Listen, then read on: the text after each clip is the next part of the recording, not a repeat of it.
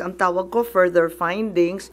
Subalit naglabas na ako nung nasa Cebu nung Sunday, pero super tsaka ng sound, walang marinig at hindi magkaintindihan. So ipapaliwanag ko, once again, I would like to announce that the Committee on Foreign Relations has further findings following up on the preliminary findings initially issued several weeks ago.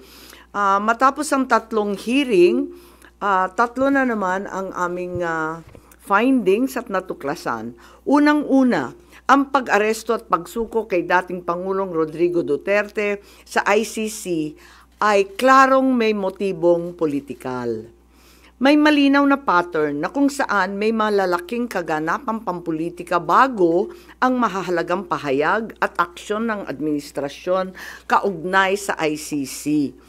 Makaraang magsimulang magpahayag si PRRD ng mga batikos laban sa People's Initiative o sa pagpapalit ng ating saligang batas. Sumagot ang ating Pangulo na ang Pilipinas ay isang open country at kikilos lamang ang gobyerno kung may illegal na gagawin ng ICC. Ngunit matapos dumalo si dating Pangulo sa pagdinig ng Quadcom noong 11 November 2024, sumagot ang ating Executive Secretary na maaring makipagtulungan ang mga lokal na otoridad sa Interpol kung hihingi ng tulong ang ICC. Biglang nagbago ang tunog ng gobyerno. Matapos kumambyo ang ilang pro-administration congressmen tungkol sa impeachment labang kay VP Sara dahil sa napakalaking peace rally ng INC noong Enero 13, bumalikwas ang administrasyon sa pamamagitan ng pagkatha ng Oplan Tugis or Operation Pursuit sa English na rineport ng New York Times kasunod ng pahayag ng kalihim ng katarungan na bukas ang administrasyon makipag-usap na sa ICC tungkol sa ilang pamamaraan ng kooperasyon. Maliwanag ang pag-aresto kay dating Pangulo ay bahagi ng malawakang pagsisikap ng gobyerno na pabagsakin ang mga Duterte bago mag-2028 election pa. Ang unang malinaw na pagtangka upang pabagsakin ay sa pamamagitan ng PI na magsilbing panimula sa pagbabago ng probisyon ng ating konstitusyon para hadlangan makabalik sa 2028. Nang mabigo ito, nagmadali na siraan ang pangalan ng mag-ama. Noong Mayo 2024, sinimulan na ng Kongreso sa Committee ng Human Rights ang pagsisiyasa tungkol sa EJK, pinalawak noong Agosto 2024 at doon na nagmula ang pagbuo ng Quadcom. Dumating sa bansa ang mga kinatawan ng ICC noong October 2024. At sa tulong ng gobyerno, nakalap nila ang mga dokumentong kailangan para makakuha ng warrant of arrest. Samantalang nagsagawa ng sarili nitong investigasyon, ang DOJ naman hinggil sa EJK noong ika-4 ng Nobyembro sa pamamagitan ng kanilang Memo 778. Dahil nananatili pa ring banta si VP Sara kahit wala na ang tatay niya, nagsagawa naman ang Kamara ng investigasyon sa confidential funds ng OVP at sa huli na-impeach si VP. Napatunayan ang motibong politikal na napag-aresto sa turnover kay PRRD sa pamamagitan ng mid-election final campaign sprint action plan ng Lakas CMD noong nagtipon-tipon ang matataas ng opisyal noong petsang 22 ng Abril. Nakaraang ilang linggo lamang, inilarawan ang mga nagawang mga Oplan Horus, isang operasyon na inilunsad noong Abril 2024 na naglalayong pabagsakin ang dalawang Duterte. Sa bahagi ng action plan, How to Attack, tinukoy ng ilang ahensya ng gobyerno, kabilang ang PNP, Kamara ng Kinatawan, sa nakipagtulungan ng dating Senador Antonio Trillanes upang tulungan ng ICC prosecutor makakuha ng warrant sa pag-aresto ng dating Pangulo. Binanggit din na nakuha ang kinakailangan boto para sa impeachment ni VP sa pamamagitan ng paggamit ng tinatawag na soft projects katulad ng AIX, AKAP at TUPAD. Doon naman sa bahaging following strategies and moves, tinukoy na kailangan pabilisin ang impeachment ni VP Sara at makakuha ang boto sa Senado sa pamamagitan na naman ng pamimigay ng proyektong for later release or yung mahiwagang FLR bilang gantimpala sa tamang bumotong mga senador. Ikalawa, may magkakaugnay na pagtatangkang pagtakpan ang mga detalye at motibo sa likod ng pag-aresto ng dating Pangulo. May cover-up. Habang nagpapatuloy ang unang pagdinig, tumanggi si DILG Remulla na magsalita. Tanungin siya tungkol sa panayam kay Pinky Webb, kung saan sinabi niya na group effort ang pag-aresto at in-invoke pa ang executive privilege samantalang lumabas na sa media. Una, tinawag niyang chismis ang pahayag. Ngunit nang mabisto, tinulungan na lamang ng kapatid at sinabing executive privilege na nga. Isa pang malakas na sandata ng administrasyon upang pigilan ang komite ang pagsisiwalat ng katotohanan ay paggamit ng tinatawag na sub judice rule. Halimbawa, nung mahuli si General Torre na nagbibigay ng maling pahayag tungkol sa pagmamadaling ilipat si PRRD sa Hague dahil daw sa Article 125 ng Revised Penal Code, ngunit nung ipunto na yung Revised Penal Code, Article 125, ay para lamang sa warrantless arrest, bigla niyang ginamit ang sub judice na naman. Isa pang indikasyon sa pagtatakip ng administrasyon ay ang blanket invocation ng executive privilege ni Executive Secretary Bersamin upang pagbawalan lahat ng opisyal ng ehekutibo dumalo sa ikalawang hearing noong 3 ng Abril. Mas lumala pa ito nang sa hindi pangkaraniwang hakbang, tumanggi ang ating Senate President pumirma ng mga sabpina nung araw na yon. Bagaman dumalo mga opisyal sa 3 pagdinig noong 10 ng Abril, ginamit pa rin ang executive privilege sa mga susunod na isapin.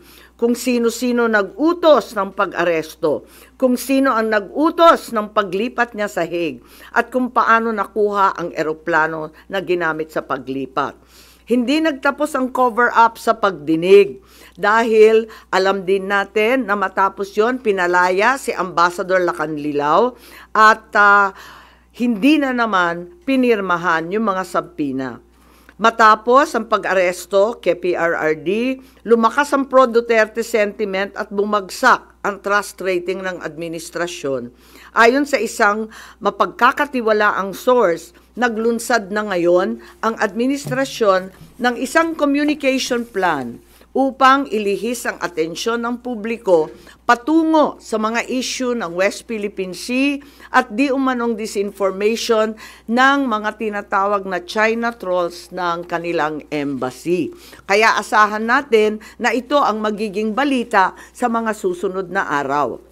Hindi inaasahan ang political backlash sa pag-aresto sa dating Pangulo, kaya ngayon sinusubukan nilang kontrolin ang sitwasyon sa pamamagitan ng pag-focus sa West Philippine Sea, pagsisi sa China, at sa huli ay iuugnay ang pagtaas ng suporta kay Duterte sa sinasabing kampanya disinformation ng China. So una, may duda tayo na politically motivated. Ikalawa, whole of government ang nagamit dito na talaga naman comprehensive itong planong ito. At ikatlo, ang mga posibleng managutan ng criminal and administrative charges. At iminumungkahi namin na imbestigahan ng Office of the Ombudsman ang mga sumusunod. Una, si DOJ Secretary Remulla Boying maaring managot sa violation of RA 3019, Anti-Graft and Corrupt Practices for sanctioning an invalid administrative arrest against the former president in contravention of the ruling of the Supreme Court in the 2023 case of Immigration versus Juan Wenle. Maliwanag na napakadaming kondisyon, kwalifikasyon at requirement na isinaad ng ating Korte Suprema doon. Ikalawa, usurpation ng DOJ ng judicial functions. Kahit hindi sila korte, naghahatol sila na halos sila ang naging husgado. Ikatlo, grave misconduct and conduct prejudicial to the best interest of public service. Ikalawa, baka managot din si General Romel Francisco D. Marbil, ang Chief PNP, sa arbitrary detention, Article 124 ng Revised Penal Code. Violation of RA 3019, Anti-Graft and Corrupt Practices for inducing or persuading General Torre to perform an act in violation of laws, rules, and regulations or an offense in connection with the official duties of the latter. Grave misconduct and conduct prejudicial to the best interest of public service. Andito rin sa mga nakalista at ayon din sa payo ni dating Supreme Court Justice na nagpayo sa atin na malahil si SILG Secretary John Vic Remulla ay maakusahan din ng arbitrary detention katulad nung iba. Violation of 319 for inducing General Torre and Marbil to perform an act in violation of the Constitution and our laws. Ikatlo, grave misconduct and conduct prejudicial to the best interest of public service. Ang ikaapat na maaring patawan din ng kaso ay si General Nicolas Torre III. Maaring managot sa arbitrary detention. 2 counts of arbitrary detention, not only against the former president, but also against former Executive Secretary Medialdea. Ikalawa, violation of RA 7439 for not allowing the former president to be visited by VP Sara, both his daughter and his named counsel, and for forcing the former president's lawyers to leave him. Also, the violation of 3019 for allowing himself to be induced or persuaded by General Marbil or SILG Remulla to perform an act in violation of law, rules, and regulations in connection with his official functions. Grave misconduct and conduct prejudicial to the best interest of public service ay maaari ring ipataw laban kay General Torre. Ikalima, Ambassador Marcos V. Lacanilao. Maaring managot sa usurpation of official functions, Article 177 of the Revised Penal Code, pagsisinungaling sa ibang kaso at perjury sa ilalim ng Article 183 of the Revised Penal Code, false testimony in other cases, and perjury in solemn affirmation under Article 183 of the Revised Penal Code, at conduct prejudicial to the best interest of the service. So ito ang further findings namin. Hindi ko masara yung investigasyon kasi marami pa ring mga issue katulad ng sinong tumulong sa ICC, yung tungkol sa eroplano na nanatiling bukas at masalimuot. So nais kong ipakita ang isang video na nagawa na ganito rin ang pahayag. Simulan po natin ang video na maaring mapanood ng ating mga kaibigan. Enero 28, 2024, sa first Maisog Rally sa Davao, nagliyab ang balita at social media. Matapang, walang preno. Mr. President, baka susunod ka sa dinaanan ng tatay mo. Diyan ako takot. Ayaw ko mangyari sa iyo yan. Nagbato ng maaanghang na salita si dating Pangulong Rodrigo Duterte laban kay Pangulong Marcos tungkol sa di umano'y paggamit ng droga at ang kontrobersyal na People's Initiative. Sino man magsabi na walang paki ang Senado sa usaping ito, isa lang ang masasabi ko, walang gamot sa kakapalan ng mukha mo. Sa Senado, sa kapareho at sumunod pang mga buwan, si Senator Amy ang nangunan. Pakialam sa PR, wala kayong pakialam sa PR, wala kayong pakialam sa PI. Siya ang unang nagtawag ng pansin. Siya ang unang nagtanong, para kanino ba talaga ang PI na yan? Marso 2024, sa kabila ng bangayan sa harap ng sambayanan, narinig natin si Pangulong Marcos.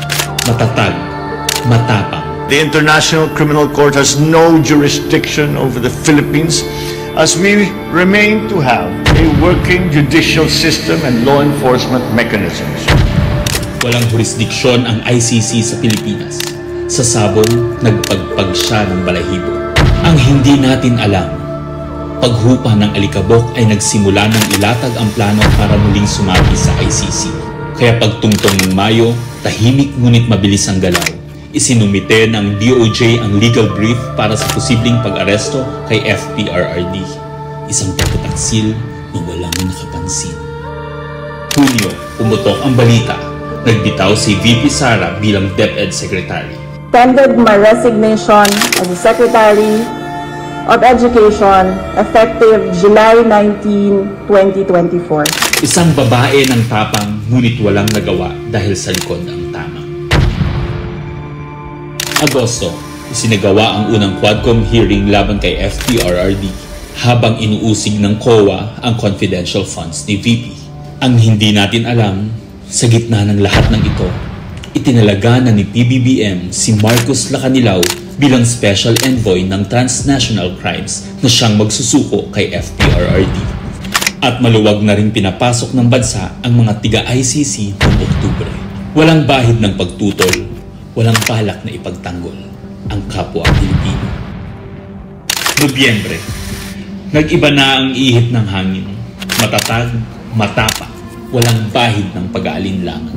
Narinig muli natin si Pangulong Marcos, ngunit iba na ang sinabi. If yun ang gugustuhin ni PRRD, hindi naman kami haharang doon sa mga ICC.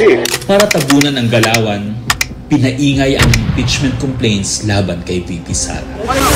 The Office of the Secretary General will transmit the 2 impeachment complaints filed against Vice President Sara Duterte. Kahit pa nagkaroon ng INC rally noong Disyembre, naidiin pa rin ang impeachment sa Kongreso. Planado na rin ang pagpirma ng questionableng 2025 budget kahit bat-bat ng anomalya. Enero 25, 2025, sinimulan na ang Oplan Tugis o Operation Pursuit, ang lihim na operasyon para hulihin si Duterte.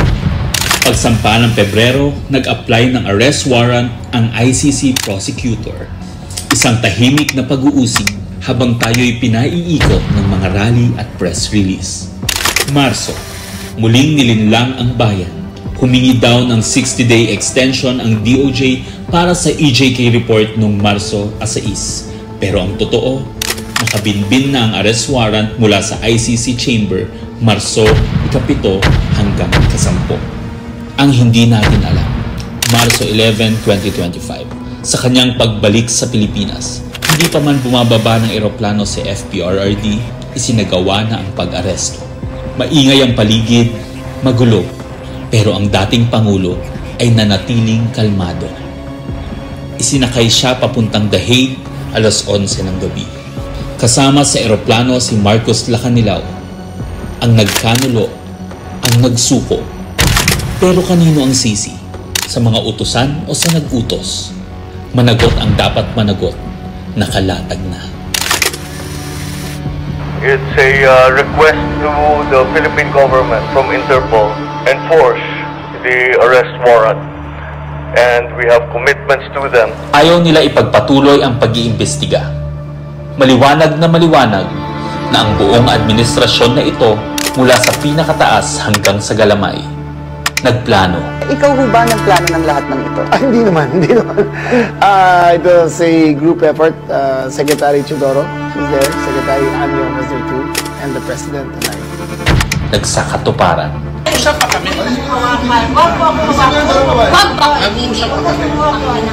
Kayo mga sulat. Wag mo awa kayong nanay ko! Nagkagulo. Tayong magawa. Wala tayong magawa dahil mismo ang gobyerno. Nagtakpanan. Mamili ka. Kapag warrantless arrest, edi may period. Kapag may warrant, walang period. And I'm being cautioned by the DOJ, ma'am, that it may be sub judice already to discuss that because of the habeas corpus pending in the Supreme Court. Ngunit lumabas ang buong katotohanan. Ganito pala ang bagong Pilipinas. Hindi man lang natin alam. Tahimik ang pagtataksil. There was no red notice and what was issued was merely a diffusion. Tahimik ang pagwasak. Paliwanag mong maigi, representative ka ba ng Pilipinas or representative ng Interpol? Pipili ka lang. Nirepresent ko po ang Interpol NCB Manila. So mali itong papel na to. Harapan ang pagtalikod.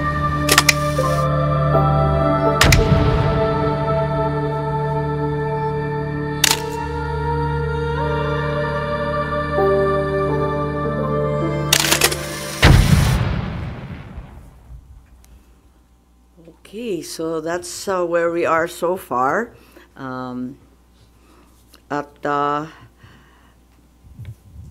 Mahirap hindian ang sinasabi sa bidyong yan na may isang malawakang plano na may kinalaman sa politika at sa 2028. Yun. Hello. Po. Ma'am, how's your relationship with the President? Nakapag-usap na po kayo? No, I haven't seen him in ages. I'm sure he's not happy about what's happening. I'm certainly miserable about these developments. Sinasabi niyong plano ng gobyerno, pinlano ito, politically motivated. You think PBBM allowed this po? Hindi ko alam, inako ni SOJ Boying Remulla na siya nag-utos. Ngayon hindi ko alam kasi sa isang banda, masasabing alter ego ang bawat membro ng kabinete. Sa ibang banda naman, kusang ginawa ni Secretary of Justice. May pinaimbestigahan kayo sa Office of the Ombudsman, so i-furnish nyo sila ng copy ng findings ninyo, ma'am? Yes, definitely. Papadala natin doon. Dahil, as we know, this is only in aid of legislation at may mga legislation na rin kaming naiisip hinggil sa mga usaping ito. Kailangan i-forward na namin sa iba't ibang korte. Ma'am, itong findings ninyo, official na to, so no more hearings? Hindi ko pa alam. Ang tawag ko nga further findings because I'm not certain that we can close this. There are also allegations that, first of all, several weeks ago, a draft was mooted involving a warrant of arrest of 5 police officers, including Senator Ronald Bato de la Rosa. Of late, there has been a rumor, once again, that the Vice President will, in fact, be issued by the ICC a warrant immediately. So, alam natin na si VP Sara ay nandun sa listahan. Pero alam ko na nasa ibaba siya, no? Doon sa mga pinangalanan. Ngunit, ilang araw nakalipas, may mga report na siya na ang uunahin. Where did you get this information, ma'am? Nasusunod si VP Sara na arestuhin? Uso naman ng chismis ngayon. Chismis rin po. Meaning, no credible source, ma'am? Not yet. A few incredible sources, but nevertheless, we have to pay heed. And let me make it clear, I will oppose that warrant with everything I have. Foremost, the administration has said time and time again through the President himself that the ICC has no jurisdiction in the Philippines. Therefore, any warrant of arrest by the ICC cannot be enforced in this country for lack of jurisdiction. It is nothing, that warrant from the ICC, but a mere scrap of paper. Walang bale yun. In addition, there's no basis for the Philippine government to cooperate with the Interpol in enforcing an ICC warrant. The mere fact that a void warrant is transmitted through Interpol does not make it less void, does not make it valid. At ikatlo, as the hearings have established, the circumstances surrounding the investigations of the ICC in this country, the incidents leading to the issuance of these ICC warrants, and the enforcement of such warrants are politically motivated and really are in violation of Article 3 of the Constitution of the Interpol itself, which prohibits the Interpol from participating in any intervention or activity of a political character. Ma'am, sabi niyo, you will do everything para harangin sakaling magkaroon na rin ng arrest warrant laban kay VP Sara. Ano po mga action ang gagawin niyo? Wala tayong balak na isuko ang soberanya ng Pilipinas at ibaliwala ang ating husgado. So hindi baka maireklamo kayo ng obstruction of justice just in case? Hindi ko po alam. So ano mga action ang gagawin niyo, ma'am, para harangin sakali? Iniisip pa kung anong kailangan gawin dahil tulad nga ng sinabi ko, haka-haka pa lamang ito. Ngunit sa nakita natin sa mga nakaraang 2 taon, itong mga haka-haka, duda, suspecha, madalas nagiging totoo. So may mga preparation na rin si VP Sara dyan sa chismis na natanggap niyo, ma'am? Marahil po. Pero yung warrant na paparating para kay Senator Bato and other former police officials, credible na po yung source nyo dun, ma'am? Parang, kasi maliwanag yung listahan, pero andun siya sa sumunod na listahan ng ICC, di ba? Andun siya sa warrant, kaya't inaakala namin na yun na ang susunod. Pero hanggang ngayon, wala naman inilalabas at nagbago ang ihip ng hangin at ang balita ay si VP Sara. Ma'am, yes? Kanina nabanggit niyo po kanina na part ng diversionary tactic yung paglabas ng issue ng supposed paid trolls ng Chinese Embassy in Manila. Are you now saying that Senator Tolentino and the committee niya po were used po for this propaganda by the administration? Ay hindi ko naman gawain bumatikos ng kapwa senador, pero ang alam ko may utos talaga sa admin media na i-divert at mag-squid tactics ng bonggang-bongga, i-divert sa iba't ibang balita, tulad ng mga sagupaan, yung fake news nga na tinake over na, yung kung ano-anong mga isla at islet, tapos yung balita ng 20 pesos rice, sinabay-sabay para ilayo sa tunay na problema. But as a sitting senator po, kayo po hindi kayo nababahala if there's some truth to it na although it's a widespread speculation na even before pa na gumagamit yung China ng machinery, ng propaganda machinery regarding sa WPS issue. Naku naman, sigurado tayong meron. Walang pagkakaila, walang duda na meron silang makinarya para dyan. Meron din ang mga Amerikano, meron din yung iba't ibang mga malalaking bansa. Marami talagang nakikialam. Next time po. Ma'am, how do you feel about people saying na hindi maganda na kayo po kinampihan nyo yung mga Dutertes, yung kalaban ng kapatid nyo, more than dun sa kadugo nyo po sa si President Marcos? How do you feel about that? Masamang-masama ang loob ko, ngunit ang akin lamang, kailanman hindi kami nag-away ng aking kapatid. Yung mga amuyong sa palasyo, yung mga nariyan, yung mga lulong, ayun, sila po ang ating kaaway. At hindi ko naman kinakampihan ang isang panig laban sa isa. Ang pinapanigan ko lamang ay ang soberanya ng Pilipinas na isinusuko natin. Nakakahiya naman itong ginagawa natin na. Ma'am, sino daw yung lulong? Abangan po ninyo. Abangan po ninyo. Pero ma'am, hindi ba in a way parang baka ma-destabilize yung leadership mismo ng kapatid nyo dito sa mga nagiging findings at mga statements nyo against people around him?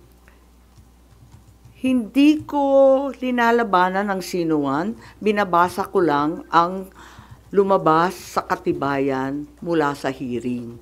Wala akong magagawa kung litaw ng litaw ang katotohanan. So, okay lang kung medyo makadestabilize ito sa leadership ni Wala PBBM. tayong pagnanais mag-destabilize sa Pilipinas. Marami na tayong problema. Ngunit ang katotohanan ay kinakailangan mangibabaw sa lahat. Last na lang po. Ma'am, may balita na parang may intention na ang manalo ay mga pro-China and then kapag nanalo, ipapa-repeal yung batas about yung maritime zone law. Wala akong alam kung tungkol dyan. Ako ay tanging pro-Pilipino. Ipaglalaban ko ang ating bansa tulad ng ginawa ng tatay ko sa sino man at anumang dambuhalang kapangyarihan. Sen, good morning. Do you think yung pagsasampa ng reklamo sa ombudsman could help deter kung ano man yung susunod na plano ng ICC para magdalawang isip yung mga nagpatupad nung una kay dating Pangulo? Sana po. Sana po. Inaasahan ko po. Kailan po kaya yung pagsasampa ng reklamo? Tignan natin kung anong magagawa. Ito lang yung mula sa amin, sa findings, ito ang lumilitaw. At saka si Justice Ascona, sabi niya, may labag talaga sa ating saligang batas, sa ating mga batas na pinaiiral, at kinakailangan managot yung naglabag. Ma'am, balikan ko lang. Yung warrant, ICC warrant to, ma'am, no, yung narinig nyo para kay VP Sara. When is this coming out? Chismis nga lang kaya walang name and date. Ma'am, yung further findings nyo, does it need yung approval po ng committee members? Yes, hindi to committee report hindi ako kukunwari na committee report to. We are not in session, we're in recess. So, wala pa talagang committee report na masasabi. Kaya lang, sa daming nagtatanong, sa marami na nagsubaybay sa oras-oras na hearing, pakiramdam ko, obligado ako magsaad ng findings along the way. Kasi nga hindi matapos-tapos at hinahadlangan ng todo-todo. Ma'am, doon may binabanggit din po na yung Republic Act 9851, wherein it says na yung pag-present sa local court ng isang individual who is facing an allegation of crimes against humanity, hindi na kailangan. The government, although the term used was may surrender yung individual niya, do you think it's enough doon sa nangyari kay former president?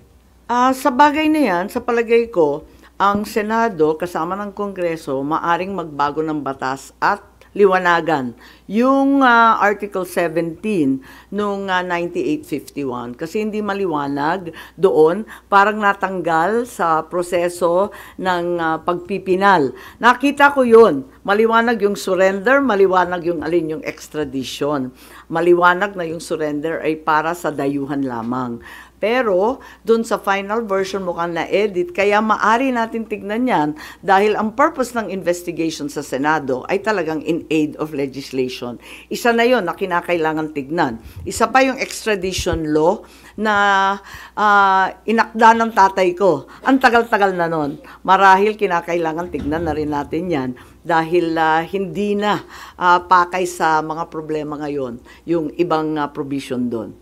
Since it's not yet amended yung binanggit niyo po na Section 17, that's still existing. Hindi po ba enough to justify what happened during yung March 11 arrest? Kapag hindi maliwanag ang isang bagay, binabalikan yung debate sa Senado, yung transcript at saka yung contextual analysis ng mga pahayag ng ipinasa, rinipaso yan. At maliwanag dun sa original na talagang yung surrender ay para sa dayuhan lamang.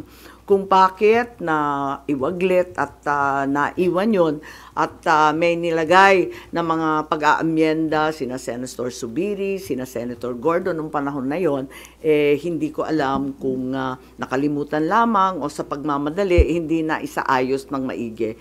Pero yan naman ang trabaho talaga ng mambabatas. Tignan at isaayos, iklaro ang mga hindi masyadong maliwanag.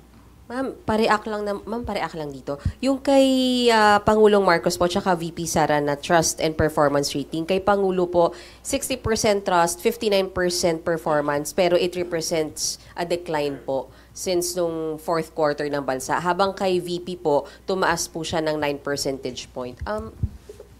Comment on this. Pasensya, pero hindi na ako nagbabasa ng survey. Kaya hindi ako up to date dyan.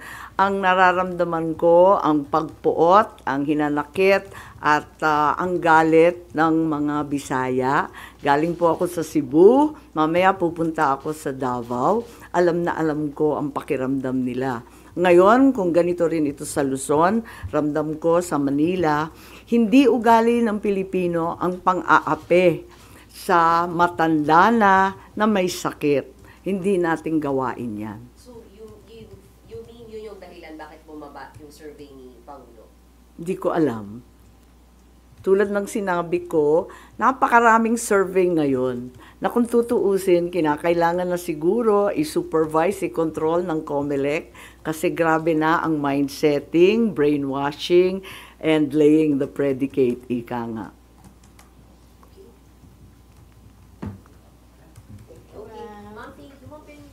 Thank you so much. I have a longer report of 26 pages. I think it's available. We also have USBs of the Tagalog statement, as well as the graphic version of the timeline. And I can also provide that video that we received.